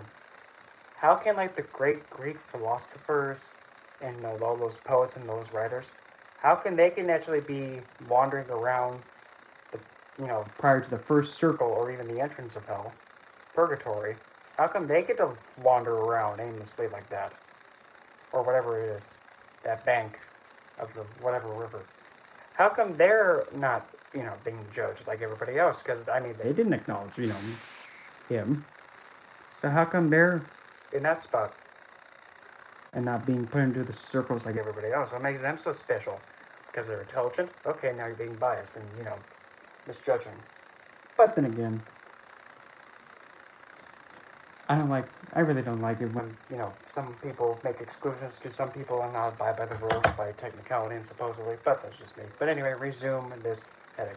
And I was trapped in a certain level of hell. Which one? Which level? And it's almost like a tower inside, not in ground, but it almost seems like that. It's really complicated. Hell is definitely one of the most complicated realms.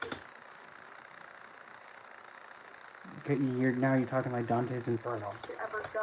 Let me just go back a little bit. Let me just scooch back a little bit.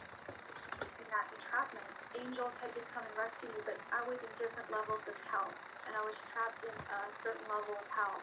And it's almost like a tower inside, not in ground, but it almost seems like that.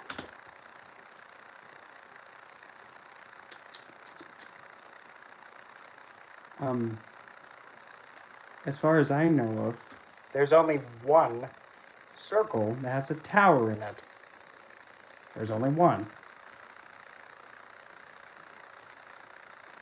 That's the circle of lust. The winds of people screaming and distraught because their lover is on the other side of this whirlwind, and they're circling a tower that's shaped like a man part. Oops. It's really complicated. Not really. It's not really complicated if you understand, how it's built and how each circle is supposed to be. The one getting lower and lower is supposed to be the one that's worst. Which, by technicality, there is no such thing as worse than the other because it's still the same thing as a sin. Hell is definitely one of the most complicated realms. No, it's not. You could ever go. No, it's not. But then again, The stereotypical one. Yeah. Because it's like a giant maze. Okay. It's very big. Okay. And very confusing. And Okay. there's a lot in each level of hell. Yep, now sounds like, referring from the Divine Comedy setup of it. The circles. Archangel Michael and Archangel Gabriel and Raphael and a few other angels, Metatron, they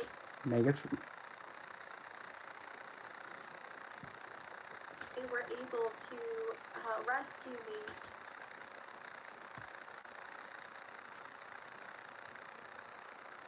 But they had to let me borrow their power. The angelics would never allow a human or anybody to, lend their power to them. And I had to fight the demons that were watching over me. No. Basically keeping me in place. No. So I had to fight these demons. And when No. I fought them, with the help of the angels, it was amazing. I felt like a super powerful God. woman. I felt God. No. So much power, so much love. No. So much positive energy. Stereotype. But the angels have to work together, and they had to work together to help me. So, like, at one point when I would be working with the one angel's power, then they had to have another angel take its place. No. Because the negativity in hell is so unbelievably bad that it would start penetrating into their energy frequency. Really? Look how stupid this sounds. Play it again. And the angel take its place. Listen. Now. I'm not into angelology or whatever, but use your deductive reasoning. Listen. One angel's power, then they had to have another angel take its place because the negativity in hell is so unbelievably bad that it would start penetrating into their energy frequency and they'd start feeling very negative, and they had to stop and then another angel's energy would come into me. No. No. When you have an angelic being devoted to Yahweh's shenanigans, they're stuck with it. You can woozy-woo influence them all you want. You're not going to change them. And then I'd be replaced with that same energy. And then they had the other angel that was prior helping me that had to get out of their energy, like borrowing. They had to recharge and recharge? No. Heal. That's not how it works. Superhumans, like no. They are. Don't get me wrong. They're incredibly powerful and incredibly benevolent. No, they're not. And they have so much love. And the cake's a lie. Positive energy. Cake's a lie. But when you're surrounded by so much negativity on a different realm like that, it's even hard for angels, and that's why.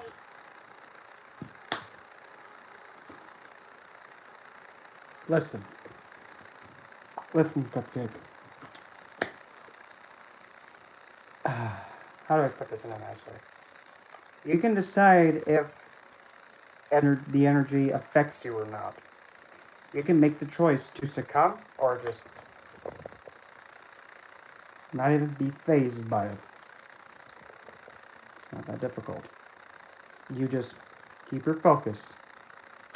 They always work in like a soldier kind of army. They always work in that. It's even hard. You're surrounded by so much negativity on a different realm like that. It's even hard for angels, and that's why they always work in like a soldier kind of army. And the Galactic Divines don't? Because they do have legions, remember that. They have the angelic army. They have soldiers. heaven Okay. to keep their realm safe. Really?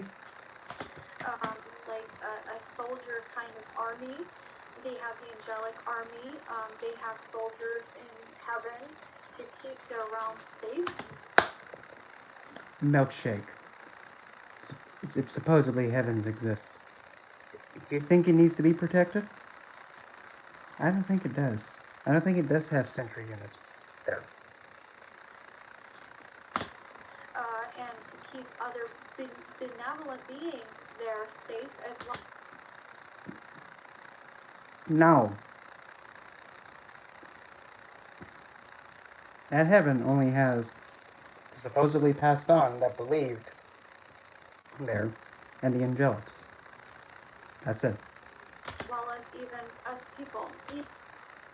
Oh, no. You know, that was my experience, and I was able to get out of hell.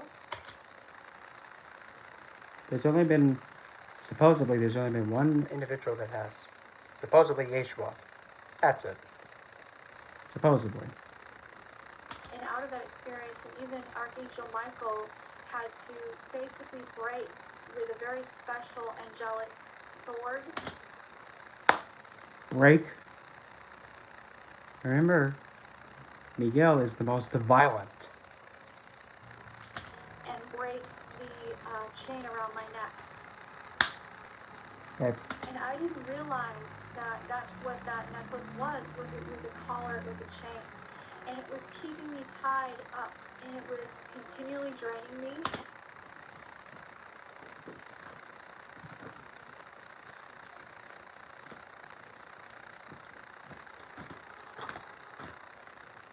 If you wouldn't mind, let me find the one thing that it sounds familiar with. Somebody cue the Jeopardy music while I play Dig Dug real quick. No, never mind. Don't do that. That'd be like instant copyright, claim. Never mind. So, that sounds a little bit too familiar. That sounds like something,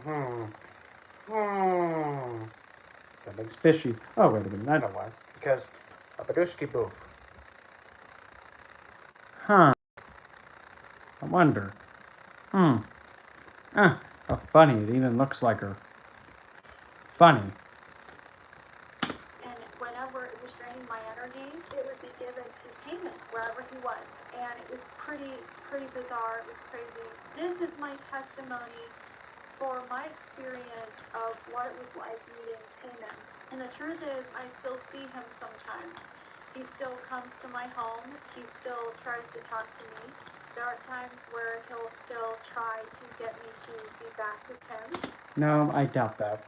Because the thing is, you're not appreciating the effort and, willingness that he did give to you this supposedly happened. You're not appreciating it. Why would you want to be around somebody who doesn't know how to be appreciative? And no. Waste of time and effort. No, I doubt it. But I tell him to fuck off every time he shows up to be back with him.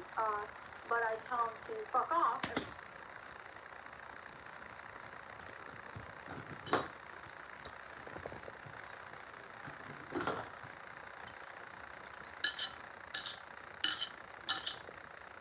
That's all I'm going to say. Because here's the thing. If you have a divine being giving you a gift, that help you with something, you have a long life of trouble, and then you say that to them, that's all I gotta say. Every time he shows up. I'm going to be real. That's what I do. Because I've ascended now. Are you sure? Because it sounded like you went face blunt. Because of a lot of the hells I've experienced. Face blunt. I've learned the power of love. No, you don't. You don't even know how to even, appreciate a divine being. Or a spirit. Just with it. Learn the power of my God particle. Oh, for fuck's sake. God particle? With it. And I've learned how to have faith in myself. Yeah, because King Paimon gave it to you, you dimwit. To fight them off. And I have, but Haman. No, you haven't. Basically whooped his ass up.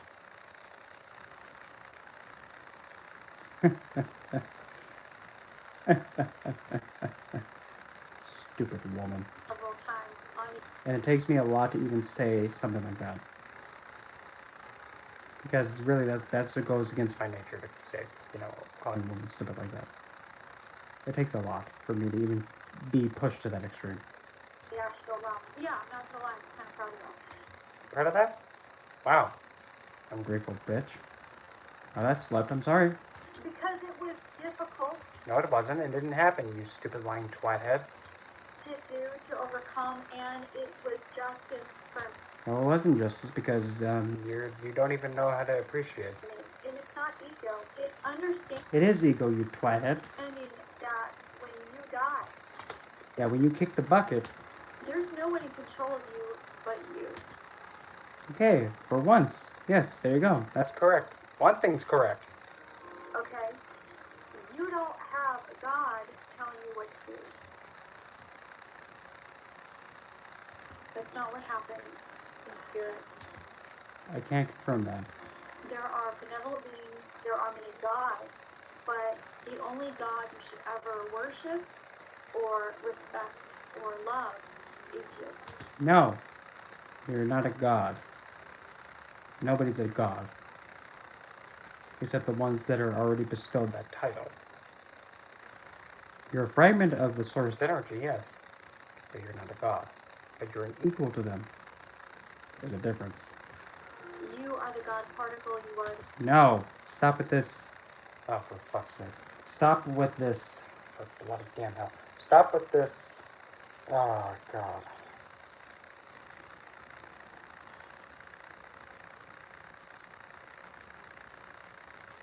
The God of the making.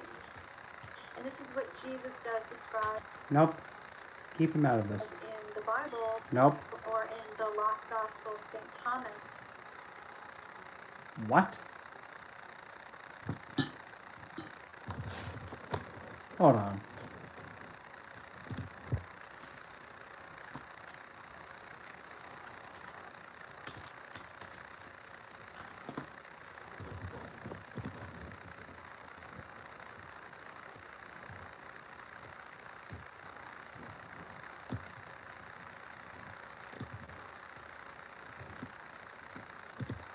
It's not really lost because it's still, yeah, it's been found. That the Vatican adamantly denies, and the reason why is simple. It would take away the power of the church. Okay. It would take away the power of their ability to keep brainwashing people to think that they always need the church to make them saved or... Okay, now you're bringing Abraham again. This, and you're really against that. Whatever you say, honey bear. Powerful. But the truth is, you've always been powerful. You just need to be taught how to maintain that. You've always been powerful. You don't say. And you've always had that inner God. Don't bring, your quantum physics stuff into this. No. Power. That's actually why pastors and priests are very good at expelling demons. It's not hard to do.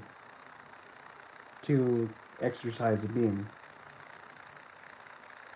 You don't even need to have it be evangelized or whatever. Like be a TV evangelist to do it.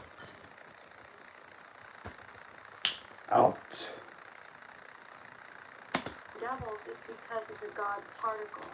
And when they call on to God, what they don't realize is that they're so successful. Particle adamant about this, and this is one of the biggest reasons why I am confident in sharing my story with you. I have conviction BS. In my testimony. Cake's a lie. It's toothpaste, not frosting. Because without that experience, I wouldn't have been able to experience my own power. Yeah, which King Paimon actually helped you obtain, and you're being an ungrateful twathead about it. In overcoming the worst kinds. Aside from King Paimon, there are many other demons and devils that I have met and that I've experienced. So if you are interested in learning about those experiences, I did write a few of those in my book, Demons. No, there's really nothing in there. Nope, don't even do it. The cake's a lie. So overall, this experience with King Paimon didn't happen. And all I gotta say is, how bloody dare you? How bloody dare you speak about him in that manner? manner. So unacceptable and just disgusting. How bloody dare you? So unacceptable.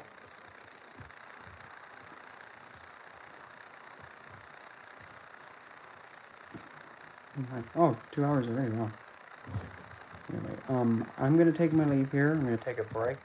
It might be on later, it might not be, but we'll see what happens. I'm gonna, clean myself after here and all that. So. Put it in.